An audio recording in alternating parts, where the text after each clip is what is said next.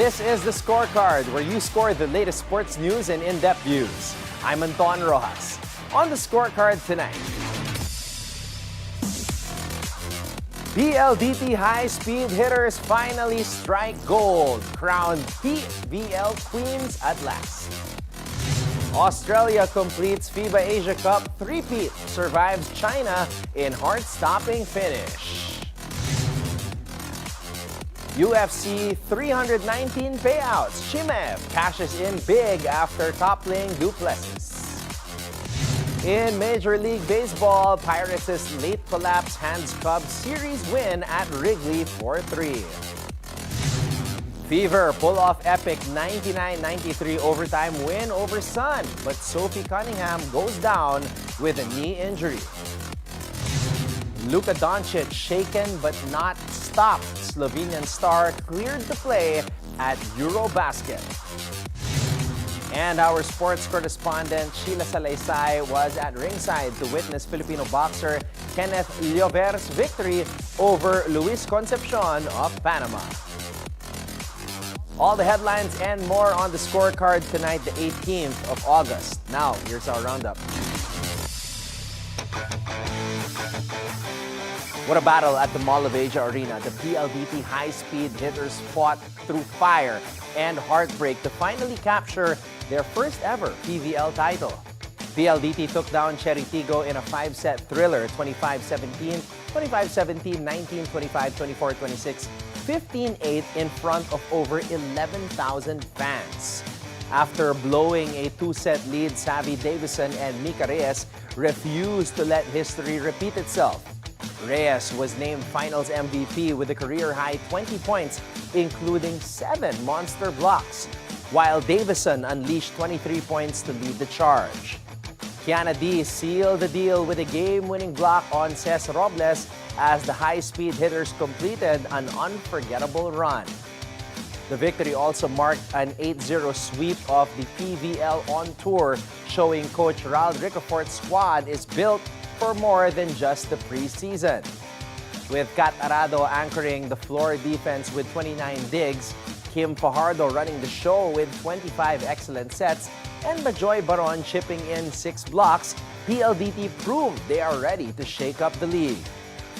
The high-speed hitters now turn their focus to the Invitational Conference starting Thursday, where they will face Cheritigo, Creamline, Cignal, and Japan's best club teams. The journey to another title begins now. What a legacy for the Boomers. Australia escaped China in a nail-biting gold medal thriller, 90-89, to clinch a historic FIBA Asia Cup three-peat at the King Abdullah Sports City in Jeddah, Saudi Arabia. Xavier Cooks went beast mode with 30 points and 9 rebounds, leading the Boomers back from a 15-point hole to stay unbeaten in the tournament. China had one last shot to steal the crown, but Hu Mingxuan's triple at the buzzer rimmed out. Jalen Galloway capped off his sensational run with 23 points and 5 boards, earning Asia Cup MVP honors. William Hickley also stepped up big time with 15 points, highlighted by clutch buckets. Australia, which earlier crushed Gilas Pilipinas 84-60 in the quarterfinals, became just the second team in history to pull off 3 straight Asia Cup titles, joining China, who last did it in 2003. Hu Mingxuan paced China with 26 points, while Hu Jingxu added a double-double of 20 and 10. Still, this silver marked China's first podium finish since 2015. Meanwhile, Iran claimed the bronze after toppling New Zealand 79-73, their first Asia Cup medal since 2017. What a showdown inside the United Center. Khamzat Chimaev not only captured the middleweight title, but also took home a massive payday after conquering du Plessis. The octagon turned into a battlefield as Khamzat Chimaev wrestled his way to the 185-pound crown, outlasting du Plessis in a grueling 5-round duel at UFC 319 in Chicago. Critics may have questioned Chimaev's grappling-heavy style, but the judges saw it as pure dominance, awarding him a clean sweep on the scorecards. To top it off, he banked an extra $50,000 after snagging one of the coveted Performance of the Night bonuses. Plessis, despite losing his belt, still walked away with a hefty payday estimated at around $3 million, including a guaranteed 1 million base purse and a big slice of pay-per-view profits. Chimaev's purse was projected at roughly $1.8 million thanks to a $750,000 base, a $500,000 win bonus, pay-per-view shares between $750,000 and $1 million US, and that extra performance check.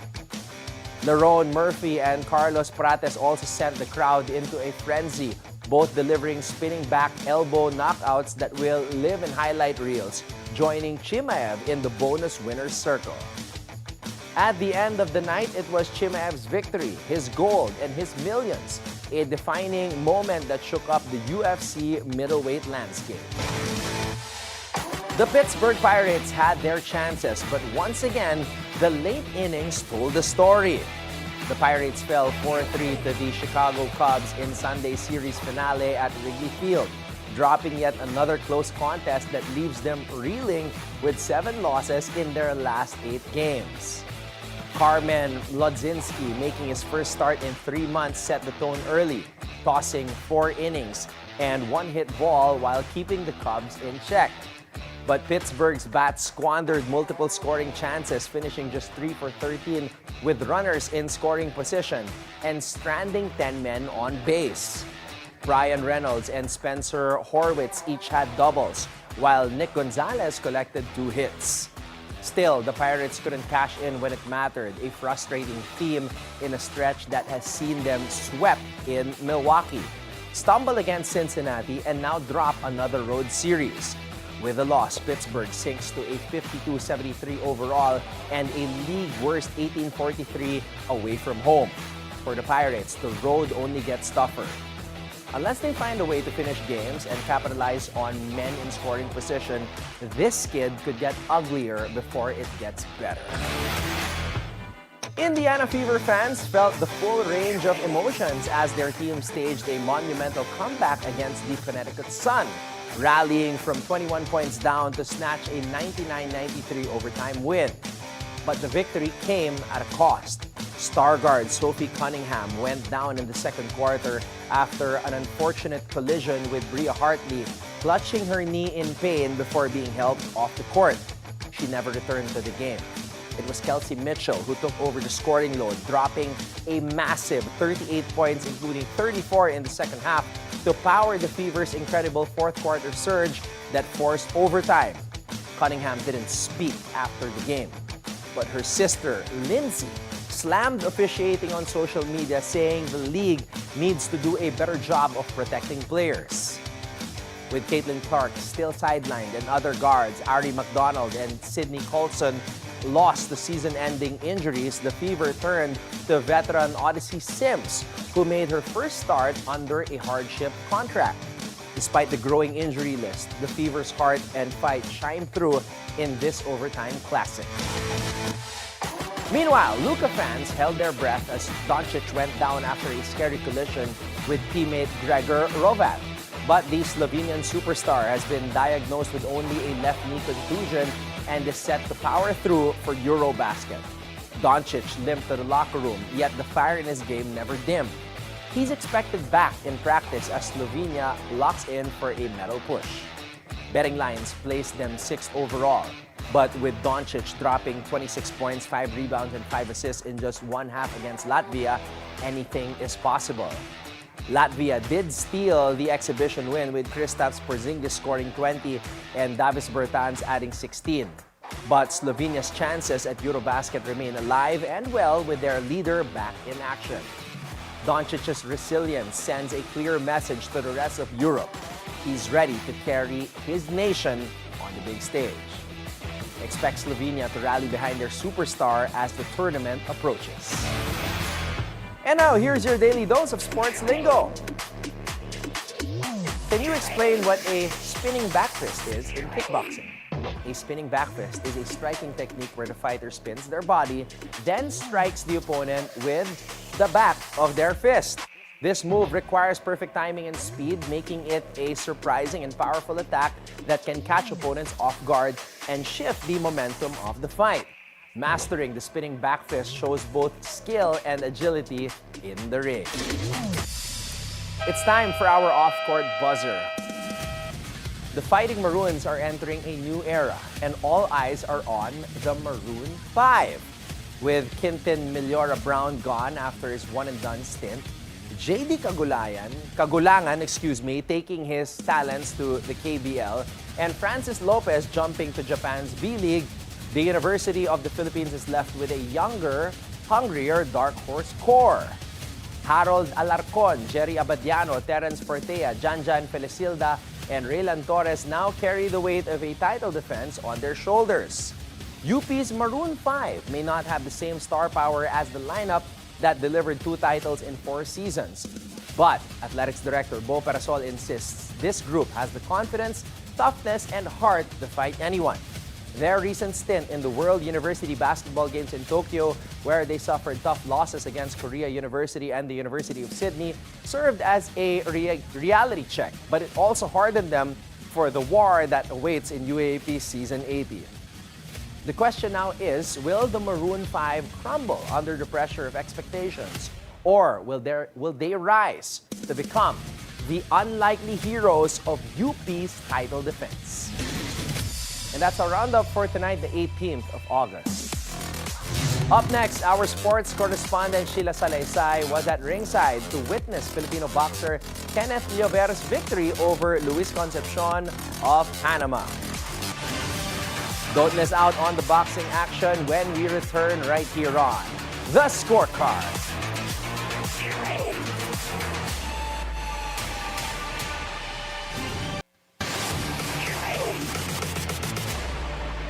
Welcome back to The Scorecard. Filipino rising boxing star Kenneth Llover showed he is ready to take the next big step in his young and flourishing career. The undefeated Filipino prospect aced his toughest test yet, stopping former 2-time world champion Luis Concepción of Panama during their bantamweight brawl. Our sports correspondent Sheila Salaysay was at ringside to catch all the action. Here's her report.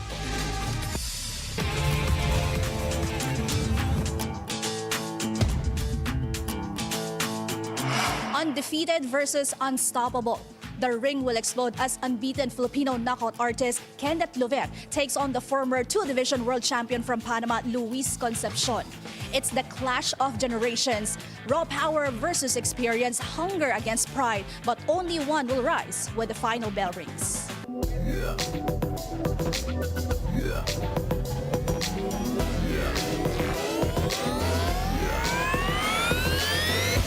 Undefeated bantamweight prospect Kenneth Llover, just 22 years old, faced the most formidable challenge of his young career this past Sunday at the Wakeford Resort and Casino in Manila, going up against Panamanian veteran world champion Luis Concepción. But before the main event, fight fans were treated to a full card of thrilling undercard bouts. The fight card kicked off with an intense 130-pound bout between Ismael Balikasan and Raymond Banquiao. Over 4 competitive rounds, both fighters displayed skill and determination, ending the match in a majority draw, much to the excitement of the crowd. Next up in the 135-pound division, Teodoro Atienza went on the offensive and secured a 5th-round knockout against Sherwin Lombres, showcasing his power and precision inside the ring. In the 136-pound matchup, rising prospect Ken Danila made a statement by scoring a first-round knockout over veteran John Lawrence Ordoño, electrifying the audience and setting the tone for an action-packed evening ahead. With the undercard setting the stage, all eyes turned to the main event, where Llover would face his toughest test yet. In his previous 2 bouts, Llover had already earned a reputation as a lightning fast knockout artist, stopping both Japanese opponents in the very first round. But against Concepción, the stakes were higher and the challenge far tougher. In the second round, Llover rocked the Panamanian veteran with a relentless flurry of left and right combinations, sending him crashing to the canvas. He struck again in the third round, dropping Concepción with another devastating left. Yet the seasoned fighter refused to go down, demonstrating remarkable resilience and grit as he battled back through each round. By the 8th round, however, at 2 minutes and 27 seconds, the referee stepped in to stop the fight. Llover claimed a dominant victory, improving his record to 15 wins, 10 by knockout, cementing his status not just as a rising star, but as a world-class contender in the making. Napakalaking laban sa akin ito kasi dahil sa murang edad ko, no, na talagang nasubukan ako sa isang 2 times world champion ng ating nakalaban, hindi biro yan. Kasi talagang, kumbaga yung pangarap ko, nakuha niya na eh. 2 beses pa. Then ako, umi-step pa lang ako sa pangarap ko, kaya napakalaking bagay po sa akin na laban na to. Experience talagang nabigay sa akin. Promoter and former 2-time world champion Jerry Peñalosa shared his thoughts on Kenneth Llover's superb performance. From the start, medyo kinakabahan dahil being a 2-time world champion, ibig sabihin yun, hindi basta-basta. So nakita natin talagang pinirapan niya si Kenneth. Bumagsak na nga ng mga early round twice. Nandun pa rin sa harap. Gustong manalo, talagang determinado. Nagipagbakbakan talaga. So yung experience niya, napakalaking bagay. So congratulations to Luis Concepción at thank you sa experience na napasa niya kay Kenneth. Napakalaking bagay. Llover's impressive showing in the ring didn't happen by chance. His strength and conditioning coach now shares how rigorous training and preparation set him up for this victory. Training kita para yung power niya andun. Kailangan talaga na yung may kasamang buhat, conditioning. Tapos yun, everyday training talaga. Ano ni Kenneth, advance si Kenneth dahil ano pa eh, bata pa siya, malayo pang marating talaga. Saka marami pa akong maidagdag sa kanya na training na maging world champion talaga balang araw. Yung advantage si Kenneth dahil mabilis siya, tapos madali niya makuha yung yung footwork yun, mabilis yung footwork. Tapos yun, kailangan namin i-develop pa talaga, yung more punches pa talaga. And for expert analysis, boxing veteran Quinito Dadin Henson gives his take on what this victory means for Llover. Sa tingin ko, yung laban na ginanap dito was a good test para kay Kenneth Llover because yung last 2 fights niya natapos in 1 round. And for a boxer, kailangan meron siyang work rate timetable. Hindi pa pwedeng 1 round na 1 round because once he gets in the ring against someone who's a high caliber fighter who will extend him to the limit, baka magulat siya. So I thought this was a good workout for him.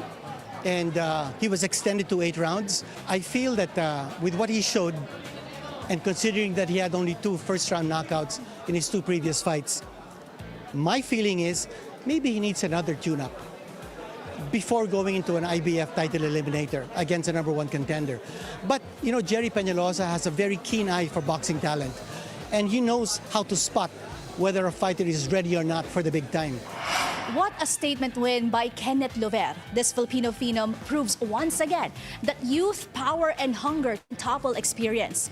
With this victory over a world champion, he sends a clear message that he is a rising star in the ring and is ready to take on tougher challenges. Reporting for the Scorecard, Sheila Salaysay, Bilyonaryo News Channel. Up next, the Dodgers keep stacking momentum, but the Rockies still have altitude and attitude on their side. Will Colorado strike back or get swept away? Stay locked in because this series isn't done just yet. So keep your eyes on the prize.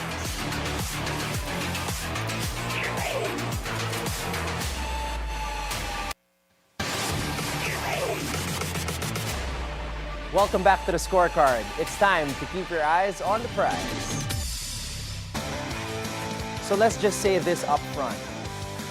This one should be a walk in the park for the Dodgers, but it's not because nothing is ever easy at Coors Field.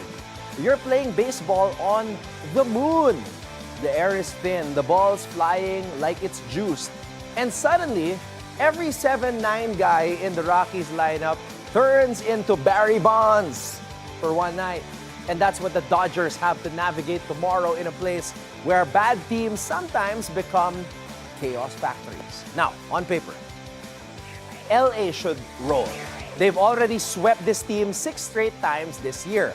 Yamamoto's on the bump with that surgical 2.70 earned run average. Easily their most consistent arm since Glasnow's been battling bumps and bruises. He's got the control, the poise, and honestly, the entire vibe feels like he was built to pitch under pressure, but not necessarily in the launching pad that is Coors. Then you look at Colorado, last place in the West. They've lost 89 games. This team is basically the hangover 3 of Major League Baseball. It's happening, but no one really asked for it. And yet, they just took 3 straight from Arizona. Say what you want, they're playing loose, dangerous kind of loose though. Guys like Ryan Ritter and Mickey Moniak suddenly believe they're in a pennant chase. You love that spirit if you're a Rockies fan or if you're nostalgic for 2007. But here's the deal. Colorado has no answer for Shohei right now. Shohei is in MVP mode. He's got 43 bombs. He's spraying gap to gap and he might actually like the thin air. It's like watching a Ferrari race golf carts. And Teoscar Hernandez quietly on fire. 4 home runs in his last 10. You throw in Freeman Pages, Will Smith. This is a lineup that should shred Kyle Freeland, who's rocking a 5.18 ERA and a whole lot of bad body language. But here's the wrinkle.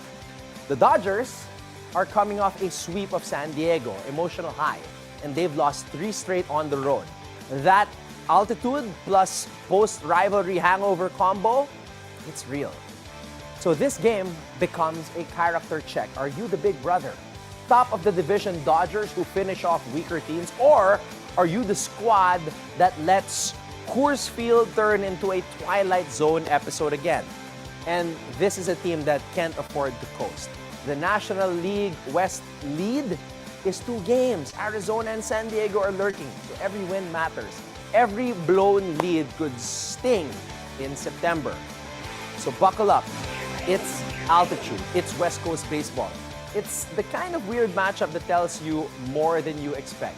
So stay ahead of the game as the Dodgers look to turn up the heat in the National League West while the Rockies cling to every chance to spoil the party. Here's your breakdown for tomorrow's showdown.